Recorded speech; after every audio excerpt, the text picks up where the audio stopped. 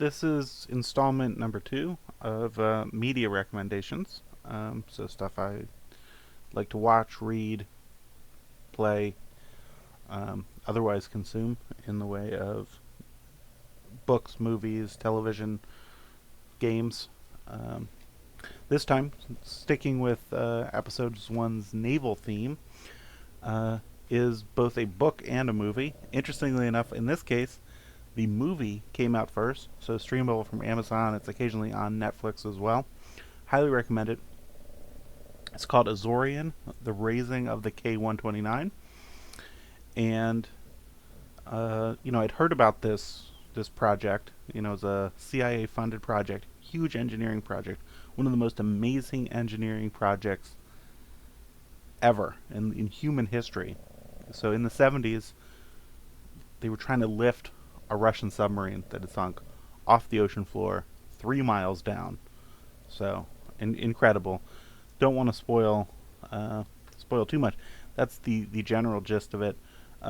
The film, hour and 42 minutes. It's right here on screen with me. Really good. Unfortunately, it's standard definition only. It's got some CG in it to do some animations to kind of describe what it is, but it's got a lot of interviews with people who actually did this. Only recently, a lot more of the facts have come to light. It was one interesting story. There was actually a leak. Someone leaked it back in the 70s. What was happening? But there's still a lot of mystery around it. And hey, what actually did happen? You know, are there things that we don't know about? I built this giant ship, the Glomar Explorer, um, and then we have uh, this, which is the book that was released afterwards, right? So um, by the filmmaker, so Michael White, and then Norman Polmar, who's an excellent author, does naval stuff, military stuff. His book on the U.S. nuclear arsenal is probably the best reference out there for our weapons and delivery systems. So, again, highly recommend this film and book. Again, the film is a great watch. Incredible engineering project. Leave a comment below if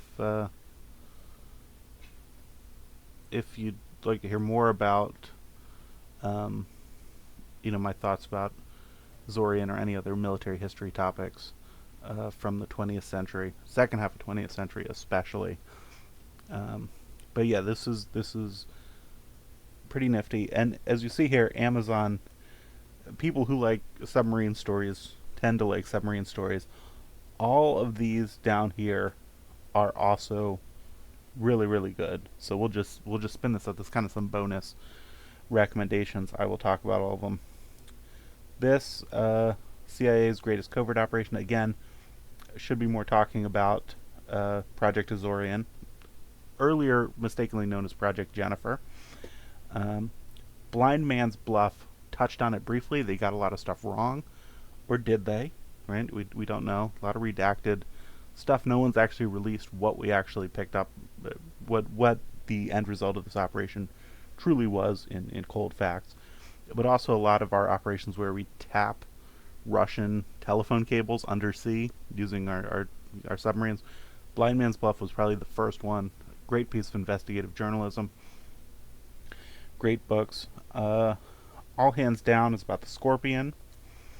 Red November is a kind of a compilation of some more of this submarine espionage, hijinks under the waves. I'm not familiar with that one.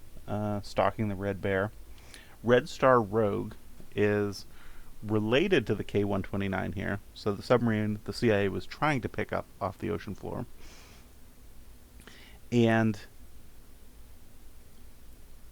it posits a sequence of events that is kind of hard to believe, but nonetheless a fun read. I just don't know if I could necessarily categorize it as I mean, I guess in the broadest sense, it's nonfiction, but I don't know. I don't want to speak too poorly of it. It's plausible, but there's really no way to know whether that actually did happen.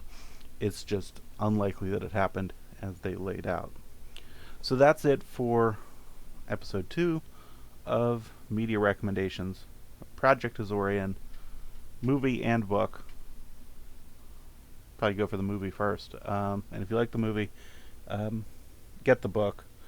Uh, you know, it's not too bad. And it looks like they even have a copy in Audible, so you can listen to it.